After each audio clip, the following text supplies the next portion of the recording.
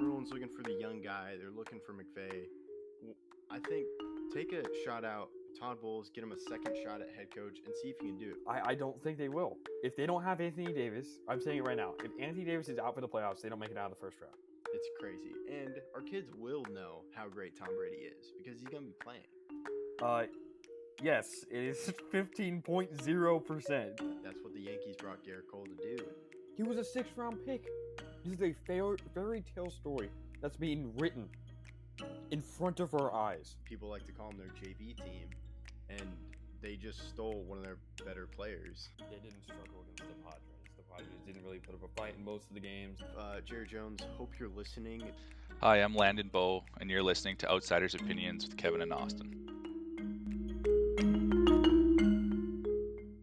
What's up, y'all? Welcome to our NHL Opinions of the Week. We did something like this last year. We're looking at the points now. Getting close to the trade deadline.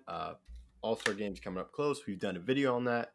If you like the All-Star game, I recommend you don't listen to it, or you can. Let us know your thoughts. We kind of talked about like how confused we were, or mostly I was, with just like the uniforms, how the voting was happening. But now we're going to focus on points and for skaters, goals, assists, goals against average, and save percentage. And then we'll talk about points for defensemen and points for rookies. And let's just start with goals for everyone. And not shocking is Connor McDavid. What do you think, Austin? Yeah, right now it's Connor McDavid, and he's the first player to 40. He's been very impressive this year, even with the fact that I would say the Oilers have underperformed per their standards because people thought that they would be contending for their division, and right now I don't really know how feasible that is.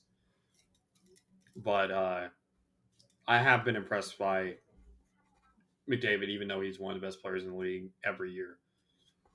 Yeah, and I was actually looking at the points when I sent McDavid because I heard 40 and I was like, oh, wait, I was on the wrong tab, but it's still McDavid, which is incredible. And yeah, the team, it's tough, but with him, he's just an incredible goal scorer. And then Ovechkin, some names I just saw was Ovechkin, and of course I look for Robertson. And did you see about the documentary with Ovechkin? Or it wasn't documentary, it's something to do with him catching up to Gretzky. I haven't seen it, no. I saw it on Twitter.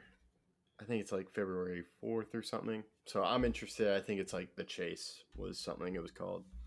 But yeah, so McDavid, not shocking. Then Pastrnak, 37. And then Tage Thompson. Tage Thompson has been extremely good this year. So who do you think ends up with the most goals this year? Do you think it stays at McDavid, or do you think it goes to someone else? I'm probably gonna go the safe answer and say McDavid.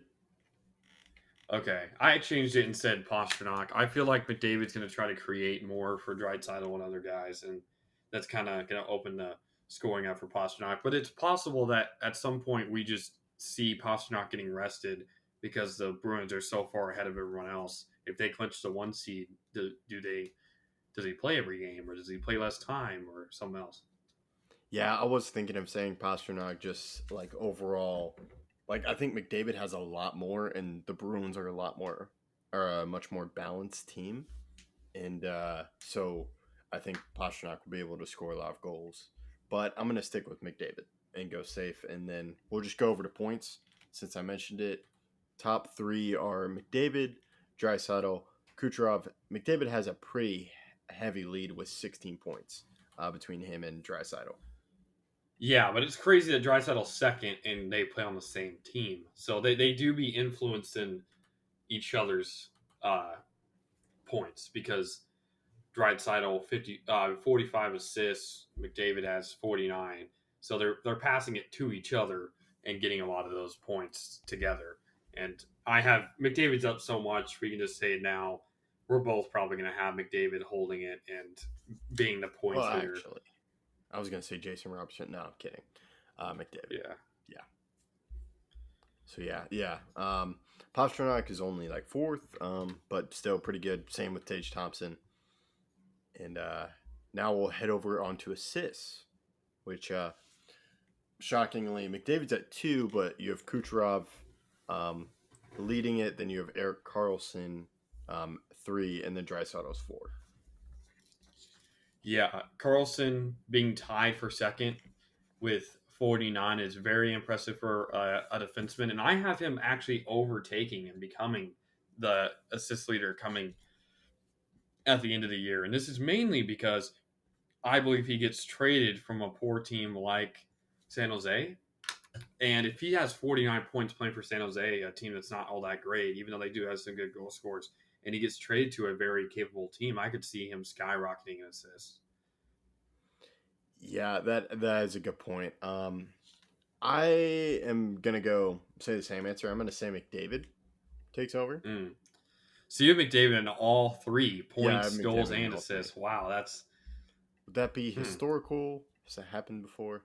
it's happened before. It's just not all that likely. But yeah, yeah, and it's a prediction, so we'll see. But I'm not sure. I just don't see Kucherov keeping it.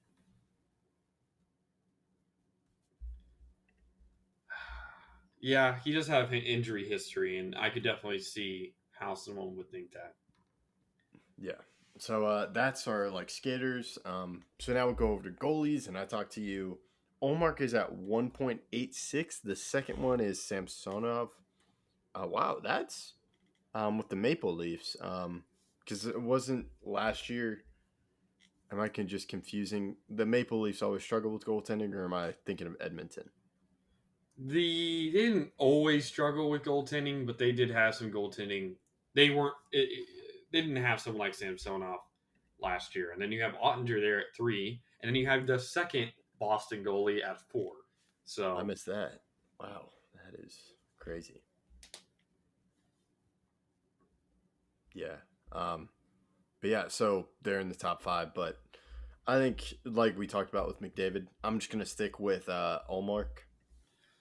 yeah, this one's not really all that close for me. He's clearly been the best goalie in the league so far this year, and I don't think that changes. Linus Olmark has been outstanding, and we can even go over to save percentage, where he's also up from his 937% to Hellebuck's 924. I don't think that comes down enough for anyone to pass him, and I think Linus Olmark ends up leading in both stats, and then ends up winning the Vezina because there's no way he doesn't. Yeah, he truly has had an incredible season. I would almost say like Ottinger can make a play, but he's tied with Hellebuck, and it would have to be like a miracle for him. Yeah, it'd have to be one of the greatest runs ever by a goaltender to even try to get there. But yeah, I'm just looking at names. Tristan Jarry's in the top 10. Gord Orgachev, and then Gustafsson for the Wild. So that yeah. So I was just looking at names. Pretty interesting, incredible seasons. We've talked about it. Now we will skate over to defensemen. See what I did there. Yeah, I see what you did there. And currently leading Eric Carlson, who's tied with McDavid in assists with 49, which is second in the league. But 64 points for a defenseman this early in the year. Points are abundant.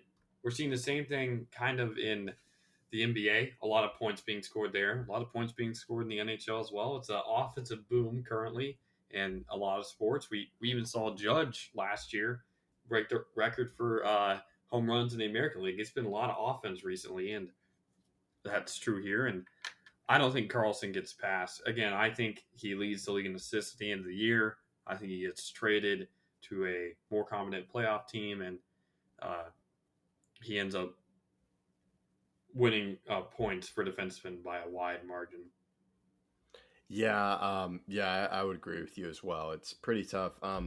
But like, it's shocking to me because all the time we've been recording, I haven't really seen Sabres players on here, and they're 2 in 2 of the categories we've talked about. That is true. Rasmus Dahlin, number 2. I don't think he has enough to catch him, but he'll make it interesting. I feel like. Yeah, I agree. And a little, no, I just have to say it, Stars. A little sneak peek with Miro. Yes, But 10. yeah, that's incredible, and just some nice Adam Fox once again. I just think when you have a lot of these guys in the top 10 for stats, I think that's just a great sign from your team. Yeah, that's 100% true. And then it's a good segue because we go over to rookies. Uh, Wyatt Johnson is there at 8, so we have another star, and I think there's a star in every category we went over except for assists. Yes, you are correct. Yeah, Yeah. but it's been a very successful year for them, and it's no wonder why they're the number 1 seed in the West. However, there's a reason there's no Bruins here in rookies. Is well, we're an older team, but I think Matty Beniers will hold the points.